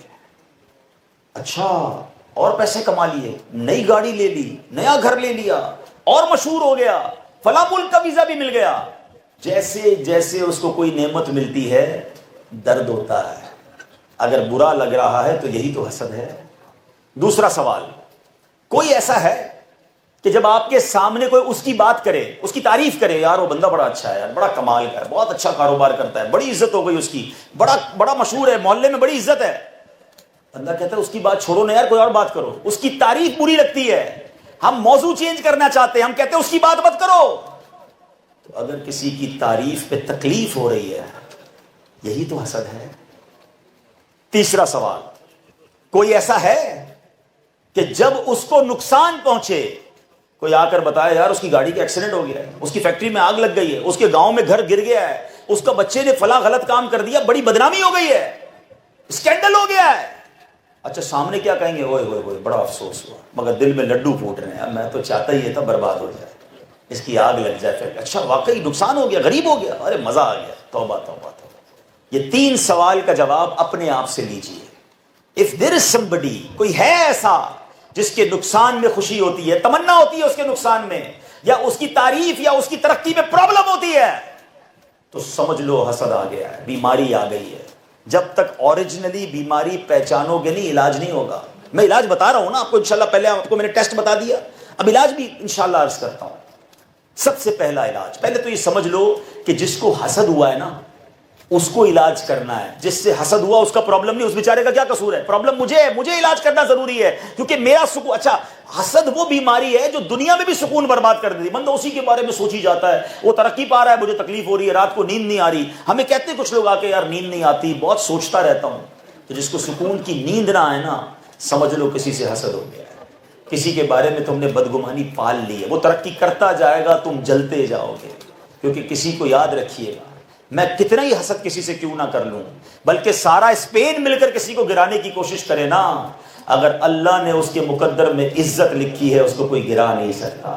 ساری دنیا مل کر کسی کو اٹھانے کی کوشش کرے، اللہ نے اس کے مقدر میں ذلت لکھی ہے، اسے کوئی اٹھا نہیں سکتا۔ وَتُعِزُّ مَن تَشَاءُ وَتُذِلُّ مَن تَشَاءُ بِيَدِكَ الْخَيْرُ۔ ارے اللہ نے اس کا عروج لکھا ہے، ہم کچھ بھی کرے اسے نیچے نہیں کر سکتے، تو حسد کیوں کرنا ہے؟ راضی رہو دوسروں کی خوشی میں۔ یہ اتنی بری بلا ہے، کوئی دوست کہے نا یار نئی گاڑی لی ہے، ذرا آؤ دیکھو تو صحیح، اس کی گاڑی میں بیٹھ کر آئس کریم بھی کھا لیں گے اور گاڑی سے اتر کر کہیں گے سود کے پیسوں سے گاڑی لی ہوگی۔ کوئی بندہ کہے یار میں نے نیا گھر لیا، آؤ تو صحیح بریانی کھلاؤں گا، گھر گئے بریانی بھی کھائی، اس کو تو بڑی تعریف کی، یار بڑا شاندار گھر بنایا ہے، باہر نکل کے کیا کہتے ہیں 2 نمبر کے پیسوں سے گھر بنایا۔ ارے اس کو ترقی مل رہی ہے، تمہیں پرابلم ہو رہی ہے۔ ارے خوش ہونا سیکھو، اپنے دل کو کہو کہ کتنا برا ہے میرا دل کہ کوئی ترقی کر رہا ہے، مجھے کیوں پرابلم ہے۔ پہلے میں آپ کو شرعی علاج بتا دیتا ہوں، پھر ایک لاجیکل علاج، پھر اپنی بات ختم کرتا ہوں۔ شرعی علاج کیا ہے؟ یہ تمام بیماریوں کے لیے، تکبر کے لیے بھی ہے، حسد کے لیے بھی ہے، غیبت کے لیے بھی ہے، بغض کے، جو بھی دل کی بیماری ہے نا، گناہوں کی بیماری ہے، اس کا پہلا علاج پتہ ہے کیا ہے؟ وہ دعا ہے۔ الدعاء سلاح المومن۔ بندہ دعا کرے، اے اللہ ربیع الاول آ گیا ہے، اس مبارک مہینے کے صدقے میرے دل کو حسد سے پاک کر دے، تکبر سے پاک کر دے، مسلمانوں کے کینے سے پاک کر دے، اے اللہ دشمنیوں سے پاک کر دے، غیبتوں سے پاک کر دے، مجھے مسلمانوں کے لیے اچھا بنا دے۔ دعا کرو نا، اللہ دیکھیں میں کمزور ہوں، میرا رب چاہے تو سب صاف ہو جائے گا نا۔ تو پہلا علاج دعا ہے۔ دوسرا علاج یہ تھوڑا سا مشکل ہے، اب جو علاج بتا رہا ہوں نا یہ اینٹی بائیوٹک ہے۔ کبھی کبھی ڈاکٹر انجیکشن لگاتا ہے نا، درد ہوتا ہے، مگر لگواتے ہیں یار تھوڑا درد برداشت کر لو، علاج کرنا ضروری ہے۔ میں اب آپ کو انجیکشن بتا رہا ہوں۔ وہ انجیکشن یہ ہے کہ آپ کو جس سے حسد ہو گیا ہے نا، مثال کے طور پہ کسی کے شہرت سے حسد ہو گیا ہے، کسی کے مال سے حسد ہو گیا ہے، کسی کے چہرے کے خوبصورتی سے حسد ہو گیا ہے، اتنا اچھا کیوں دکھتا ہے، تو اس کا حل یہ ہے کہ آپ اس کے لیے خود دعا کرنا شروع کریں، اے اللہ اس کے مال میں برکت دے۔ کسی کی شہرت سے حسد ہو گیا ہے، اے اللہ اس کی شہرت میں اضافہ کر دے۔ کسی کے چہرے سے حسد ہے، اللہ اس کے حسن میں اور برکت دے۔ اب آپ کہیں گے مولانا صاحب بندہ اتنا برا لگ رہا ہے، اس کے لیے دعا کروں؟ دعا تو بہت درد ہوگا مجھے۔ ہاں درد ہوگا، اس کا مطلب اندر پرابلم ہے، جبھی تو درد ہو رہا ہے۔ جب آپ دعا کریں گے نا، شروع میں تکلیف ہوگی آپ کو، کرتے رہیں، تھوڑے عرصے بعد آ کر کوئی بتائے گا نا یار اللہ نے اس کے اور ترقی دے دی، تو آپ کہیں گے ہو نہیں، میں بھی تو دعا کرتا ہوں اس کے لیے، تو تکبر نکل جائے گا۔ تیسرا طریقہ علماء نے لکھا کہ جس سے حسد ہے، جس سے پرابلم ہے، اس کو تحفہ دے۔ کیوں؟ حدیث میں تحفہ دو محبت بڑھے گی۔ اچھا سا تحفہ لے کے جائیں، آپ کہیں یار مجھے اس کا چہرہ پسند نہیں، اس کو تحفہ دو۔ ہاں حسد مجھے اس کو نہیں ہے، مجھے اپنے دل سے صاف کرنا ہے نا، تو تحفہ اس نیت سے دے کہ اللہ میرے دل میں جو اس کے لیے حسد ہے نا وہ دور ہو جائے، تاکہ میں اپنے سکون میں آ جاؤں، میری نیکیاں بچ جائیں، برباد نہ ہو۔ تو انشاءاللہ تحفہ دینے سے بھی حسد ختم ہوگا، محبت بڑھے گی۔ ہاں ایک بات کر دوں، بعض اوقات بڑے نادان لوگ ہوتے ہیں، وہ جا کر کہیں بھائی وہ میں گیا تھا اجتماع میں سنا جس سے حسد ہو اس کو تحفہ دینا چاہیے، مجھے آپ سے حسد ہو گیا تھا تحفہ لے کر آیا ہوں۔ اور اینج نہ کر دینا، اور بڑا مسئلہ ہو جائے گا۔ تھوڑے عقل مند بنو، بلکہ تھوڑے دنوں تک تو آپس میں جو اجتماع میں آئے تحفہ نہیں دینا ایک دوسرے کو، لوگ سمجھ جائیں گے بھائی وہ بیان سنا تھا یہ تحفہ لے کر آئے، کوئی گڑبڑ ہے، تھوڑے دنوں بعد دے دینا، ٹھیک ہے، لیکن حسد صاف کرنا ہے، مجھے کرنا ہے، میرا پرابلم ہے، ٹھیک ہے۔ ہاں یہ تو ہو گئے میں نے روحانی اور اسلامک وے سے علاج بتا۔ اب ایک لاجیکلی بات کر دیتا ہوں، عقل مند میری بات پک کر لیں گے، آپ کو کبھی زندگی میں حسد نہیں ہوگا اگر جو میں جملے کہنے جا رہا ہوں آپ سمجھ جائیں۔ مثال دیتا ہوں، ہمارے اسید بھائی بیٹھے ہیں ماشاءاللہ، یورپ کے ایران ہیں، میں حسید بھائی کو 2000 یورو دوں اور اس میں 100 کے نوٹ ہو، اور اسید بھائی کو کہوں اسید بھائی ذرا ادھر سے سب کو بانٹنا شروع کریں. اچھا جیسے ہی اسید بھائی کھڑے ہوں تو ادھر والے لوگ کہیں یار عبدالحبیب بھائی نے تو کہا ہے 2000 یورو ہیں, 100 کے نوٹ ہیں, 20 بندوں کے بعد تو ساڑھی باری نہیں آنی, تو ادھر کا کوئی اسلام بھائی جمپ کرے جلدی سے آئے, 20 نوٹ ختم ہونے سے پہلے اسید بھائی سے لے لے تاکہ میں رہ نہ جاؤں. لاجیکلی سمجھ آتا ہے کہ جب ہیں ہی 2000 یورو, بندے اتنے سارے ہیں, تو اسید بھائی کے پیسے ختم ہو جائیں گے اور باقی لوگ رہ جائیں گے. یہ دنیاوی طور پہ سمجھ آتا ہے نا. مگر جو میں نے اسید بھائی کی مثال دی نا, ان کے پاس جو لمٹ پیسے ہیں وہ لمیٹڈ ہیں, نعمتیں اس کی لمٹ ہے, میرے رب کے خزانوں کی کوئی لمٹ نہیں ہے. یہ کیوں سمجھتے ہو کہ اللہ نے اس کو دے دیا ہے تو مجھے نہیں مل سکتا, اس کا چھن کر مجھے ملے, اس کا برباد ہو جائے پھر مجھے ملے؟ یہ کیوں سوچتے ہو؟ پتہ ہے کیا دعا کیا کرو, اے اللہ اس کو مال دیا ہے مجھے بھی دے دے, اے اللہ اس کو عزت دی ہے مجھے بھی دے دے, اے اللہ اس کو شہرت دی ہے مجھے بھی عطا کر دے, اے اللہ اتنی پیاری آواز اس کو دی ہے مجھے بھی دے دے, اے اللہ اس کی مال میں اور برکت کر دے. تیرے خزانے ختم ہونے والے نہیں. ارے جب سے دنیا بنی ہے میرا رب بانٹے جا رہا ہے, اس کے خزانوں میں کمی نہیں آئی اور وہ کمی آنی بھی نہیں ہے. اپنا دل کیوں چھوٹا کرتے ہو کہ اس کا چھن کر ملنا چاہیے؟ اللہ سے کہو اے اللہ میرے بھائی کو اور عطا فرما, مجھے بھی عطا فرما دے. جس دن یہ ذہن بن گیا نا, آپ کو کسی کی ترقی میں پرابلم نہیں ہوگی. آپ کسی کا برا چاہیں گے آپ کا برا ہوگا, آپ کسی کا اچھا چاہیں اللہ آپ کا بھی اچھا کر دے گا. میں بچپن سے ایک جملہ سنتا رہا اور اب دہراتا رہتا ہوں, آپ بھی دہراؤ, اسے یاد کر لو, آسان ہو جائے گی زندگی. اور وہ جملہ کیا ہے؟ سب کا بھلا, سب کی خیر, سب کے بھلے میں اپنی خیر. مل کر کہو, سب کا بھلا, سب کے بھلے میں, سب کے بھلے کا سوچو, مزہ کیا, انجوائے کیا کرو یار. کوئی آ کر کہے پتہ چلا وہ اسلامی بھائی, اس کو اللہ پاک نے بڑی ترقی دے دی, اچھا ماشاءاللہ اللہ اور ترقی دے. یار اس کا پاسپورٹ بن گیا, اچھا ماشاءاللہ اللہ اور ترقی دے. اس نے نئی دکان کھول لی, مرحبا اللہ اور کیا. تمہیں پرابلم کیا؟ دعا میں بھی کنجوسی کر رہے ہو کہ نہیں یار اس کے لیے دعا کر دوں گا اس کو اور مل جائے گا. ارے بھائی دعا تو رچ کے مانگو, اللہ اس کو دنیا میں بھی دے, اس کو آخرت میں بھی دے. اے اللہ میرے بھائی کو بھی دے اور مجھے بھی عطا فرما. بس آج اس اجتماع کی برکت سے ایک نیت کر کے جانا, دل میں حسد نہیں پالنا ہے. آپ ریلیکس ہو جاؤ گے, یقین کرو زندگی کا لطف اٹھاؤ گے. آپ بھائی بھائی پریشان ہیں, بہن بہن پریشان ہیں, خاندان میں حسد پالے ہوئے ہیں, دشمنیاں پالی ہوئی ہیں. یار رحمت للعالمین کے امتی ہو کر ہم دلوں میں ایسی گندگیاں پالیں گے؟ نہیں. بس آج سے دل صاف, مل جل کر. اگر آخری بات کہہ دوں, اگر میرا کوئی بھائی ایسا بیٹھا ہے یا مجھے لائیو سن رہے ہیں, آپ نے کسی سے دشمنی رکھی ہے, کسی خاندان والے, کسی دوست سے بات چیت بند کی ہوئی ہے, رشتہ داروں سے بات چیت بند کی ہوئی ہے, خوشیوں کا مہینہ ہے, میں ہاتھ جوڑتا ہوں, ختم کرو یار, جوڑ لو. ہم زندگی میں جوڑنے آئے ہیں, توڑنے نہیں آئے. میاں بیوی دور بیٹھے ہیں, دوست دور بیٹھے ہیں, رشتہ دار ایک دوسرے کے منہ نہیں دیکھ رہے. ارے اللہ کی رضا کے لیے آگے بڑھو, معافی مانگ لو. آپ بولیں گے عبدالحبیب بھائی میں کیوں معافی مانگوں, غلطی تو اس کی تھی. کوئی بات نہیں. ہماری میمنی کا جملہ بڑا پیارا ہے, جو نمیوں وہ اللہ کے گمیوں, جو جھک جاتا ہے وہ اللہ کو پسند آ جاتا ہے. ارے آپ آگے بڑھ کے معافی مانگ لو کہ بھائی سنا ہے آپ ناراض ہیں, ربیع الاول کا مہینہ ہے, میلاد مصطفیٰ کا مہینہ ہے, بلکہ یہ تو 1500واں میلاد ہے, آؤ ختم کرتے ہیں دشمنی, مجھے معاف کر دو. اگر کوئی غلطی ہو گئی ہے, میں آپ کے گھر چائے پینے آ رہا ہوں یا آپ میرے گھر چائے پینے آ جائیں. اگر وطن میں ہیں اور آپ یہاں رہتے ہیں, فون پہ معافی مانگیں. بس دشمنیاں ختم کریں, اللہ کی رحمت سے پیار بڑھائیں. انشاءاللہ جب یہ محبتیں بڑھیں گی, رشتہ دار خون ایک کر لیجئے. میں تو یاد کرتا ہوں لوگ آ کر کہتے ہیں بیوی ناراض ہو کے گھر چلی گئی ہے, اب کیا کرنا ہے, وہ معافی مانگے گی تو میں لاؤں گا, اور بیوی کہتی خود اگر معافی مانگیں گے تو میں جاؤں گی. دونوں ایک دوسرے کو یاد روز کر رہے ہیں لیکن سالوں ہو گئے ایک دوسرے کے پاس نہیں جا رہے. ارے ایک سوری کی وجہ سے دو پیار کرنے والے کیوں دور بیٹھے ہو, دو دوست کیوں دور ہو گئے, دو رشتہ دار کیوں دور ہو گئے. ارے آپ آگے بڑھ کے معافی مانگو, اور کوئی بات نہیں, رشتہ داری کو جوڑ لو. انشاءاللہ جو تم پر ظلم کرے تم اسے معاف کرو. حدیث پاک میں آتا ہے جو تم سے توڑے تم اس سے جوڑو, جو تم پر ظلم کرے تم اسے معاف کرو, جو قطع تعلق کرے, جو تمہیں محروم کرے تم اسے عطا کرو. جو اس پہ یہ 3 عادتیں ہوں گی اللہ اسے جنت میں گھر عطا فرمائے. آؤ نا ہم مل کر یہ محبت کا پیغام آگے بڑھاتے ہیں, اور یہی دعوت اسلامی کا پیغام ہے کہ عشق رسول میں ہم اپنی زندگی گزاریں, اور پھر ساتھ ساتھ ہم محبتوں کا پیغام دیں, دلوں کو حسد سے پاک کریں. اللہ مجھے اور آپ کو دعوت اسلامی کے اس پیارے ماحول پر استقامت نصیب فرمائے. دعوت اسلامی کے اجتماعات میں آتے رہیں, قافلوں میں سفر کریں. اور ہاں, میں نے شروع میں ایک نیت کروائی تھی کہ پیارے آقا کو میلاد کا تحفہ دینا ہے تو روزانہ 1500 بار درود پڑھنا ہے. ایک اور تحفہ بھی تھا, تحفے تو بہت سارے دینے چاہیے مگر ایک تحفہ اسپیشل وہ تیار کر لیتے ہیں. اچھا دنیا میں کیا دستور ہے, جس کی برتھ ڈے ہوتی ہے نا اس کی پسند کا تحفہ دیتے ہیں. بچے کی برتھ ڈے ہو تو بندہ معلوم کرتا ہے یار کون سا کھلونا پسند ہے اس کو، کون سا چاکلیٹ پسند ہے، بندہ وہی دیتا ہے۔ بڑے کا ہو تو یار یہ خوشبو کون سی لگاتے ہیں، یا یہ کپڑے کون سے پسند، بندہ اچھے دوست کے لیے اس کی پسند کا تحفہ دیتا ہے نا۔ تو پیارے آقا کو تحفہ دینا ہے صلی اللہ علیہ وسلم، تو ان کی پسند کا دینا چاہیے نا۔ تو پیارے آقا کو کیا پسند ہے؟ میرے آقا فرماتے ہیں جعلت قرۃ عینی فی الصلاۃ، نماز میں میری آنکھوں کی ٹھنڈک رکھی گئی ہے۔